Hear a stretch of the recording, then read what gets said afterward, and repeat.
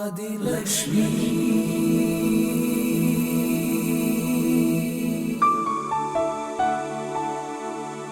good evening.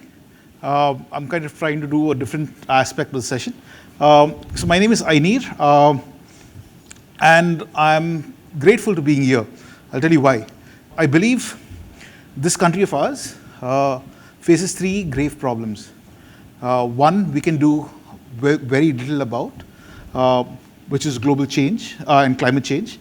It has to be a collaborative effort, without which it doesn't make sense.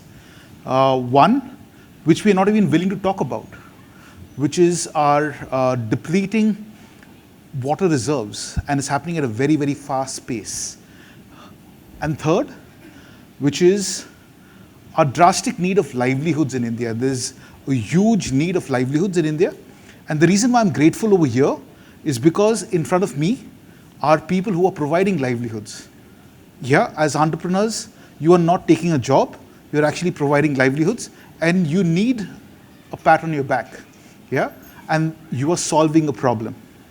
But in solving this particular problem, I think many a times, by virtue of being placed in this part of the region of India, which is the western zone and in Bombay, many times we may not necessarily work with one of the biggest stakeholders in this entire space, which is the government. Would you agree? How many of you actually have ever thought of government as an important stakeholder? Anybody? Great. Brilliant. Yeah. So what we're going to do right now, okay, because I believe that all of us as speakers and all of us as practitioners are not the knowledge holders, correct? So we're facilitators. I believe the knowledge is out here.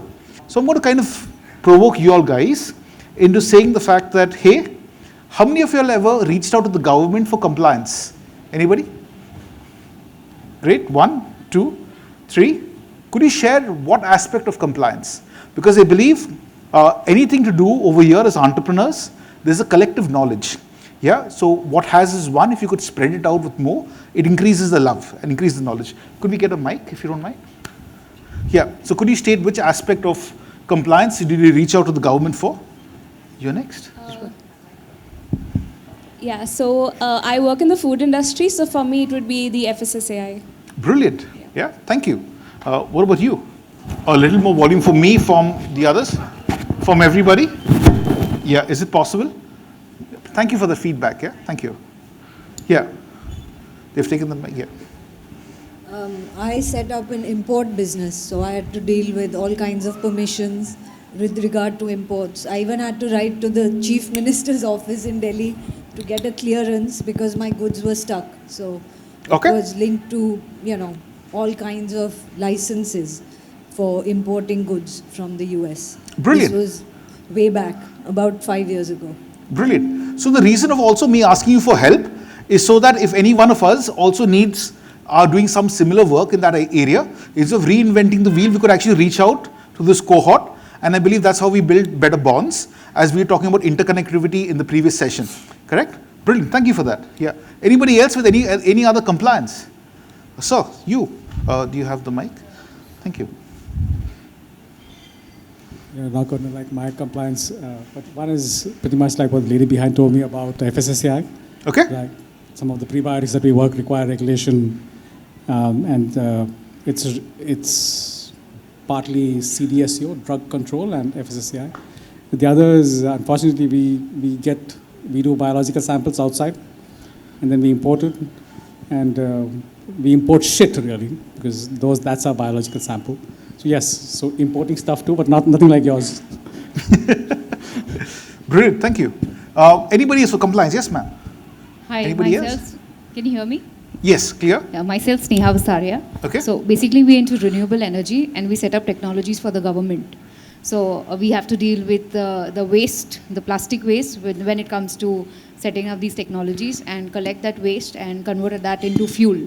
That's one. And second, I run a charitable trust which is into animal welfare. Okay. So if you would be knowing, these days there is a lot of pigeons thing which is going on. Yeah. Yeah. So we are one of the petitioners in High Court where we are fighting to save them.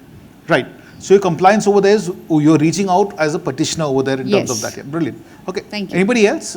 Chance for one or two more? Yeah. This is Amruta. I'm an architect. Okay. So we have all the NOCs done with the government, environmental clearance and all.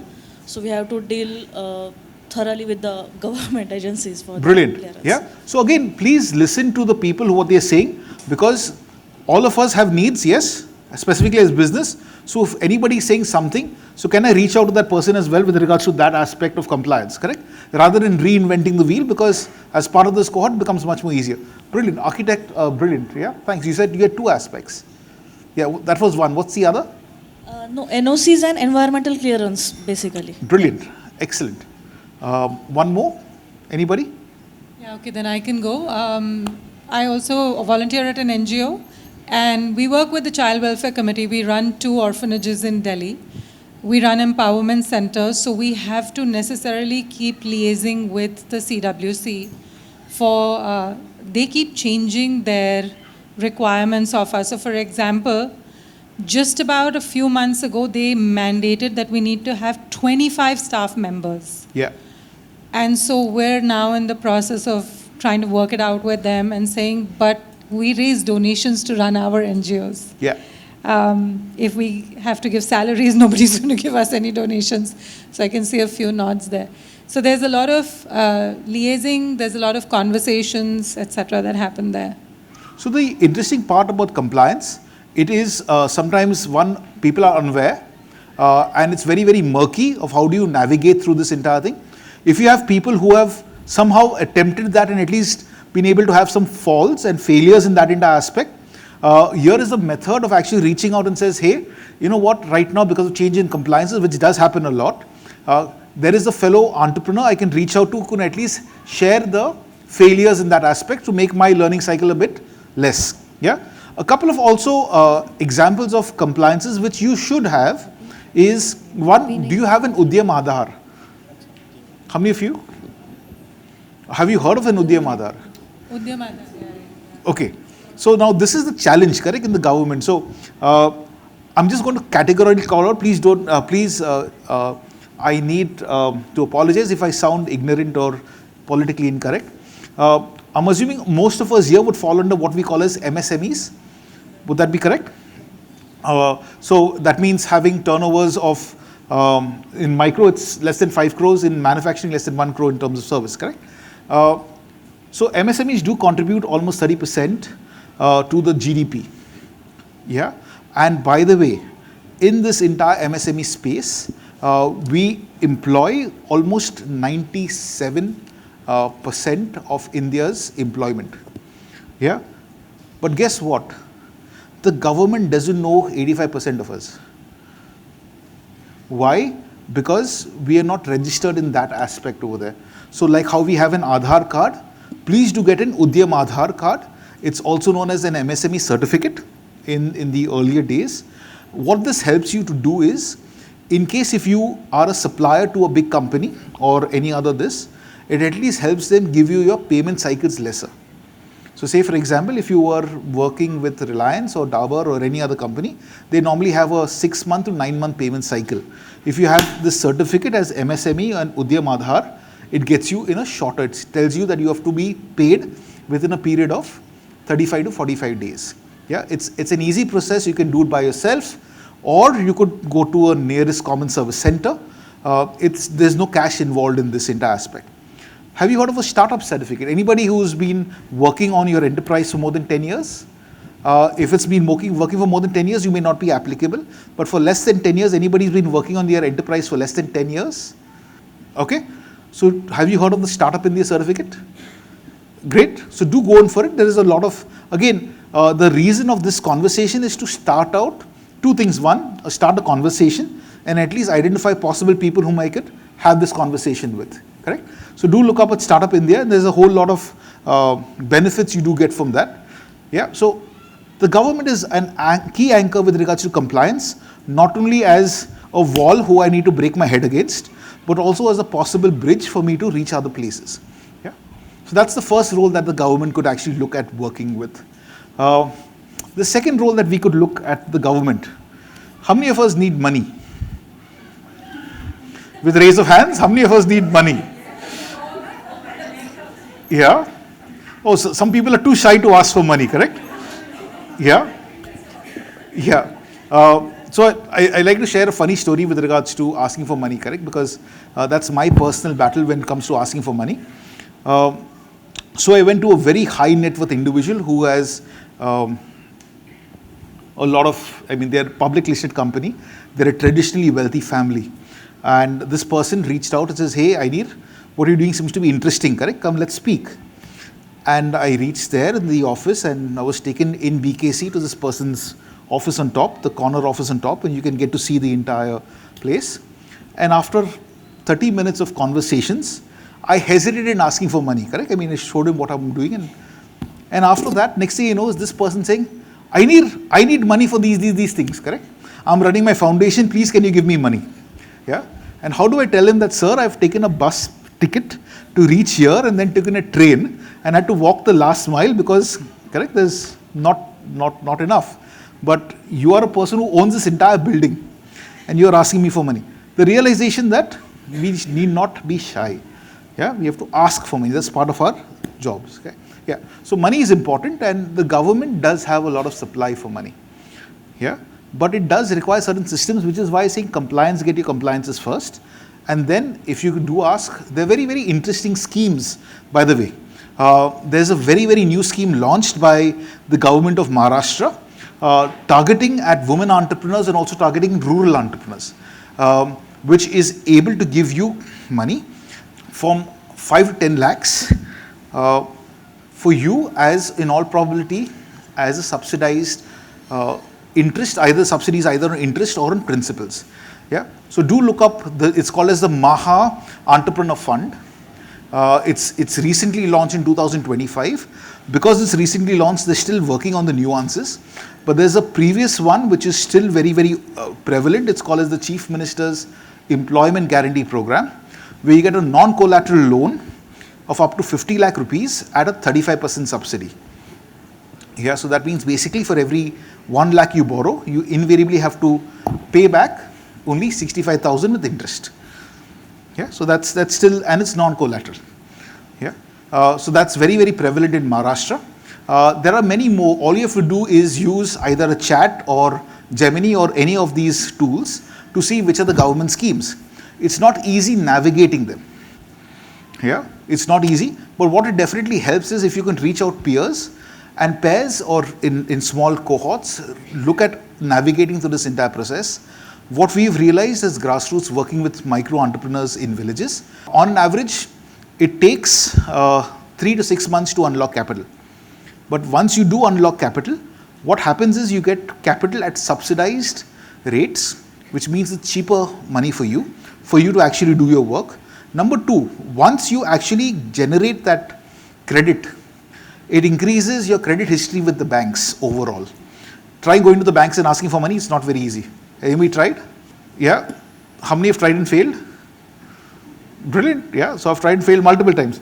But by virtue of getting credit from the government, correct, because the government backs it up, the banks then start wanting to give you more money.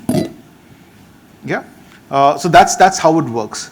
Not only do the banks want to give you more money, the government departments, because they have backed you on one particular aspect, now want to ensure that you're working properly. Yeah, so because you come into the radar, they then want to give out more money to you and help you in various other forms of sorts. So anybody's accessed government funding or attempted government funding? My co-founder were about 26 at the time, 24 and 26. And when you go to banks or even a government institution, essentially when you're two young girls, no one takes you seriously. They don't. They just don't. Yeah. Like straight up. Like you can submit your form, and if you, like our company makes about 20 to 30 lakhs per annum, we still weren't taken seriously. Yeah. So just to kind of reiterate your story, we work with micro businesses in 7 states in India right now. In UP, it's impossible. So Rekha is a girl. She runs a vegetable shop in her village. She's got 2 other sisters. And she now wants to, her aspiration is to set up a flour processing unit over there. And because electricity is not very available, easily available in Baraich district of UP, so she said that, hey, let me develop a solar this, correct? And there's a scheme for that. None of the banks will touch her. And when we asked why, they said, you're not married. Yeah? You're not married, and hence, if you're married, you will invariably move out, correct? So a lot of times, there are these barriers which are very, very real, and I, for example, as a guy, may not necessarily understand, but what we have to do then is, we have to make sure that how do we address those issues, correct? So here are my cash flows, how do we build credibility in this entire thing, what is the scheme? And you'll be surprised as there are officers which actually listen. It takes time, but there are officers which listen. And once you reach out to those officers, start telling them on a regular basis, you'll be amazed as to what they themselves can do. And let me give you another key example for it. So we started working during COVID in a place called Mokhada and Jawar. Have you heard of Palghar district? So Palghar district is just around 100 kilometers away from here. It's infamous in India because it's also got very, very bad HDIs, human development indexes. I mean, you will walk into those villages and you will realize that these kids are not going to survive by the end of the month. Very, very high levels of malnourishment. So in this place, we worked with the CMEGP model, correct, which is the Chief Minister's Employment Guarantee Act. The department, which is called as District Industry Center, each and every district in India has one, is based in the Palghar city. It has a 400 crore outlay, but does not spend more than 5%. So we went over there and said, sir, our women who are entrepreneurs and they're looking at very, very interesting business need access to the loan. However, they're not getting access to the bank because there are just 2 branches over there and it's impossible to speak to them. So the fellow said, sir, it's been 8 years since the scheme has come across. There's been 0 applications. We helped them get applications, very, very simple, correct? Sitting down together, making sure that they fill in their forms, put it online. We were amazed that within a week, the officers reached out into these places in Mokhada, yeah, which had never happened before, and 10 loans were sanctioned. So it takes time, but if you're willing to work with it, and you have to realize the bigger picture. The bigger picture is not the fact that your initial loan of 5-10 lakhs, that's not your initial picture. Your initial picture is, I want entry into the supplier for finance. The government is backing me up. It's got its mechanism to do so, yeah. And once I access the initial loan of 5 lakhs, I can then cascade it further. So we have realized that a small loan of 50,000 rupees within a span of 2 years would cascade to 5 lakh rupees of credit. For you, it would be more, correct? I'm just giving you context of villages. But we were rejected just on the basis that we came from privileged families. So it was more like, we're not going to take you seriously, go figure it out with Correct. So that's the other thing what you've got to do is constantly go back. It is depending on rigor. Okay, let me give you another example of Bubbly, correct? So Bubbly is a woman entrepreneur from Alwar region of Rajasthan. Some of you may empathize with the case. She got married at the age of 15. Her husband left her after having 2 kids. Why? Because he said that you know, is a simple illiterate woman, yeah, and told her that take this rope and tie a stone and the 2 kids and jump in the well. She didn't. Belonged to a landless family, landless laborer family. She struggled but started stitching on the side, and with stitching realized that her customers not only wanted material but also like a ready-made clothes. So she built the business. Yeah. Today, 5 minutes remaining. So today she's got 6.5 lakhs of stock, and she just got the government approval of 3.5 lakhs of a loan. But guess what? When she went to the bank officer said, "Didi, to matlab aapka itna baar aaya hai?" हाँ, she says, yes, मैं इतना बार आया है, मेरा चप्पल भी बिगड़ गया. I've come 21 times. ठीक है? I'm not going to come anymore. He said, please, here is money for buying another chappal. Please come one more time. Yeah, and on the 22nd time, he gave her the loan. It does take resilience. But once you unlock it, there is a cascading effect. Yeah? So the second aspect is finance. The third aspect is marketing. Anybody is availed of government assistance for marketing? Anybody? So the government does, you have, could you please share? Okay, so that's how you do this. So anybody's taken part in any exhibitions? Any of you have taken part in exhibitions, show of hands? Brilliant. So the government, if it's an MSME backed exhibition, you can also get money back. Yeah, so you have to pay for your fees up front, but the government does give you your money back in return. Sometimes it may not be 100%, but at least 60-70% does come back to you. Yeah, so the government does help in promotions. If you are into exports, the government does waive off duty. the government does give you waiver of GST as well. Correct? It does take time, but imagine that cost. Okay, once you break it through, it's crazy. Yeah. So that's another aspect with regards to marketing. Specifically, if you've got financial assistance, then it is in the government's prerogative to actually help you out. Yeah. And yes. So this is, by the way, because the government also wants not only startups, but because you're a woman entrepreneur. The government wants to build a narrative saying the fact that, hey, we are helping you. And they do not have enough of number of data points and people. That's how it works, ma'am. Yeah, that's how it works. But what we have realized is, by telling people up front, listen, you will have to go 22 times, it helps reduce your expectations and tells you how to deal with the entire thing up front. Because once you crack that deal, the cascading effect is just crazy. Yeah, so that's how it is. Yeah, so for example, as a chartered accountant, I don't know any chartered accountants here, or anybody who's given an MBA exam, another great example. Great. Yeah. So anybody who's given any entrance exams, what is your percentage rate of getting through? Your mind is at least calm because you have that data point says that there is only a 10% acceptance rate. So you know the fact that 90% of the time I'm going to hit it, I'm not going to get through. So by virtue of doing that, your mind behaves in a particular way. So the same thing with the government.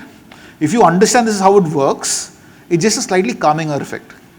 Yeah, but you have to do that groundwork. Yes. Inir, I have a thought. I think all of us, most of us are not even aware of all of what you're speaking about because, well, there's no communication, there's no awareness building.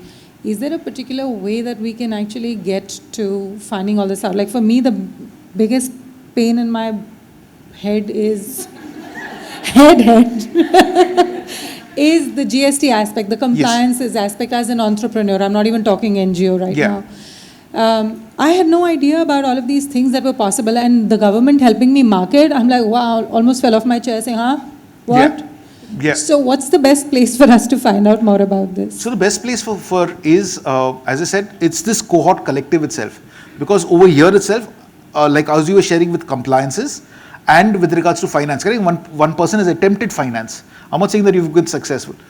It's important for you in this itself to start conversing as a starting point. There are a whole lot of people out there to actually also help you. It's one way of saying that, I'm just going to go for my own application. But if I have my own application along with others, it does help build a momentum. And last, before I know I have just a minute, the last thing is, do you ever looked at the government as a customer? Yeah. And there are multiple platforms for it. So in this new scheme, which is launched by the Maharashtrian government, it gives you money and also asks the government to buy the products or services that you're doing on a pilot basis for you to test out your product and service. But there are various methods. Anybody's worked with the government? One, brilliant. Yeah. So you can also help navigate, correct? So in what product or service? Hi, this is Raika. All the screens that you see on Delhi Airport, the vertical and the video walls, that was my product. And all the governments of the country were our clients. And I'm unfortunate to tell you that for anybody who's born and brought up A, B, C, D wards of Mumbai, you'll have to do a lot more than your session to survive those conversations. For sure. Because I had a lady from Chhattisgarh and she gave me a 300 pixel creative for a video wall with 9,000 pixels. And she actually told me, "Kaun ja raha hai Chhattisgarh aapki screen dekhne?"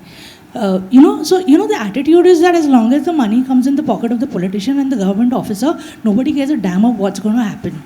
So that is the fact. And I worked there with them for like 7-8 years. Yeah. So again, ma'am, I'm not saying the fact that working with any customer, correct? And let me give you an example. If anybody's worked with Reliance? Yes, again. Yeah, correct. So you work with any particular customer, they have their terms and conditions. And as long as you are able to be okay with that, you can engage with that. But the person who decides is the entrepreneur, correct? Correct. Yeah. So over here, we're saying it's not easy working with the government. There is a high scope.